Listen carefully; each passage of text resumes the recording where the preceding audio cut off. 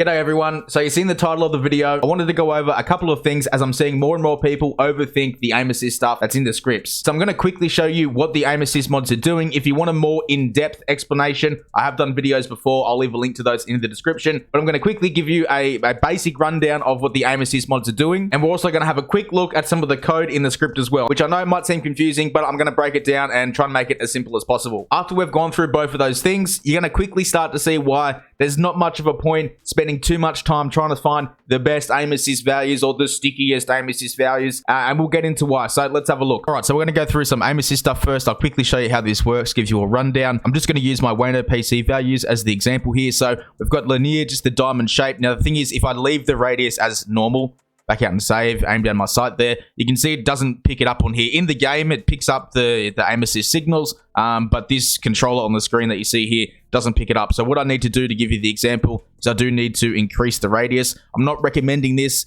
I'm not saying, run your radius at 35. I just need to do this to, make sure this controller on the screen picks it up. Now that I've done that, you'll see once I aim down my sight, that's what the aim assist is doing. It's drawing, even though you can't really tell, but it is drawing a diamond shape with that right stick. The radius changes the size of that shape. It's a diamond shape because that's the shape that I've chosen. If I go into here, back into the menu again, go to aim assist. If I change this to polar, so it's now circle, back out and do the same thing, you'll now see it goes in a circular shape, right? The speed options, if I go back into here, we've got ADS speed and speed, so I'll just choose ADS speed. This is just the speed the shape is drawn, right? So if I pump this up to 30, back out so that saves, you'll now see when I aim down my sight, it draws that a lot quicker. Now I left the speed as per normal, so ADS speed is when you're aiming down your sight. Speed is when you're moving the right stick. So you see it slows down when I'm moving the right stick around.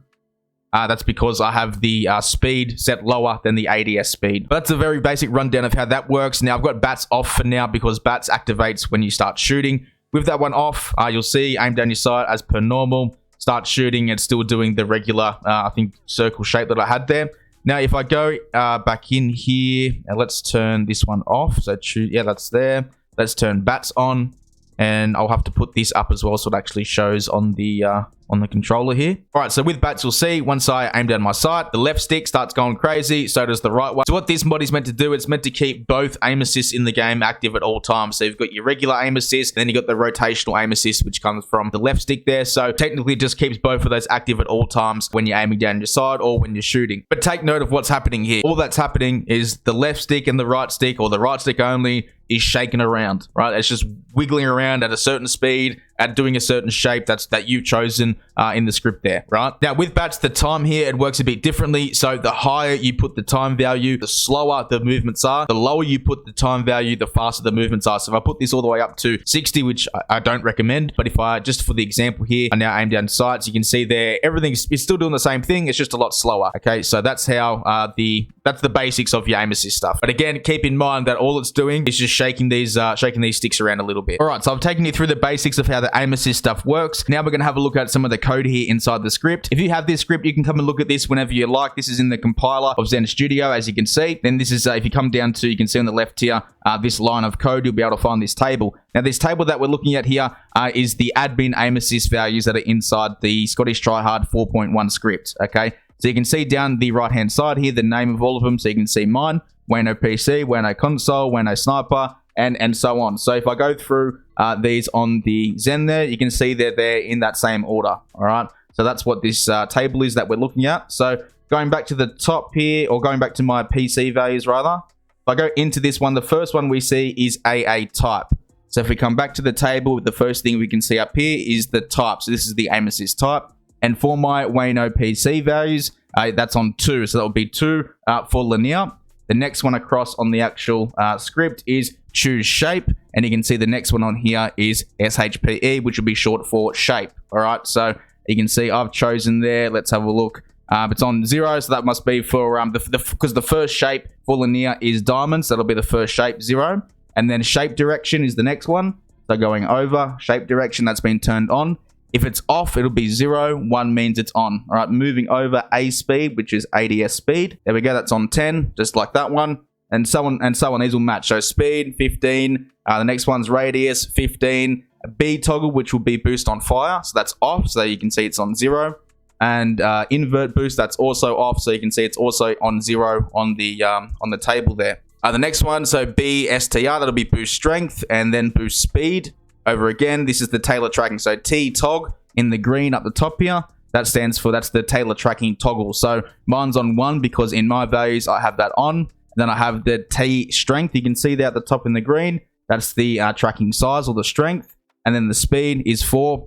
And then also I have bat sticky aim on as well, which is over here. So that's been turned on. And you can see I have a size of 10 and time of 20, which all matches with everything in here. And that's the same with all the other admin values. All right, so now I've explained that, you should have a rough idea of what we're looking at here. It should make a bit more sense rather than it just being some sort of matrix code on the screen. So the reason I wanted to show you this is because if we have a look at all the other admin values that are available here, first of all, let's have a look at the type. So there's either polar, linear, or mixed.